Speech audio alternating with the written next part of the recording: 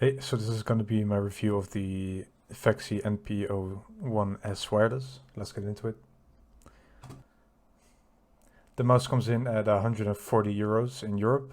It has a 3395 sensor, Wano 60 gram switches, an ALPS encoder. It weighs 69 grams. The dimensions are 120 by 63 by 37. And have a 50-hour battery life on the competition mode, which comes by default on the mouse. According to other people, the competition mode has really low latency compared to other 1K Hz polling rate mice. However, I do not have the tools to measure low latency and stuff like that.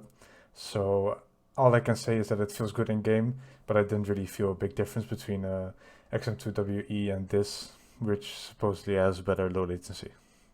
It is a small ergonomic mouse, but it doesn't feel like a traditional ergonomic mouse like the Death Adder or the EC from Zowie due to the hump towards the back, as you can see. And from top down, it does look like an ergonomic mouse. You can see the curves. I'll pull up Elo shapes real quick so you can see it better. It does look like an ergonomic mouse from the top down, but the side view does really look like a mouse like the XM2WE, which is ambidextrous.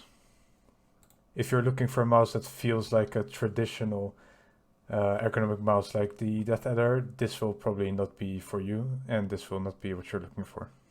The hump on the NP-01s is not as wide as on the XM2WE or the Atlantis, and it does not feel my palm as much, which doesn't really feel worse or better, but just something to note.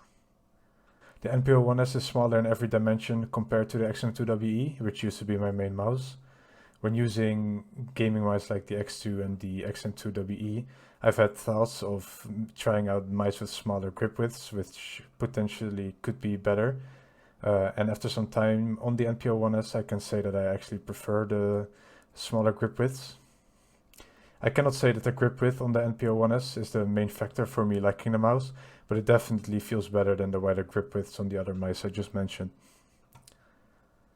It took me a little while to get used to the size, and I could definitely feel it impacting my wrist, but after a couple of days I got used to it, and it will, for now, be my main mouse. This mouse will be great for people with small to medium-sized hands that play with claw grip, and for people with larger hands who play fingertip grip. If you have larger hands, you could maybe try to use it with claw grip, but I doubt that it's going to be that great since it's pretty small, and maybe you should wait for the normal NP-01 wireless. The coding is good. It is not as great as on the endgame gear mice, but it's good enough. When it is really hot, it can become a bit slippery if your hands get sweaty easily, but it doesn't happen that frequently to myself.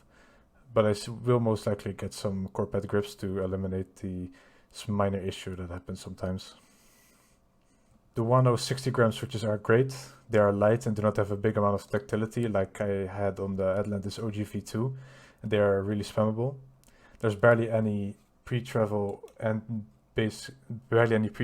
almost no post-travel. I'll try to show you real quick. That's when it actuates, and that's the post-travel. So there's almost none, and I'll give you a quick sound test.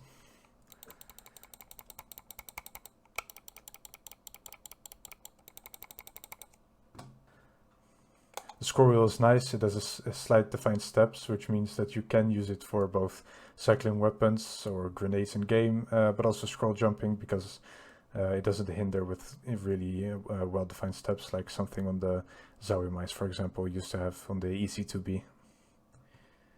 I'll give you a quick sound test for the scroll wheel as well.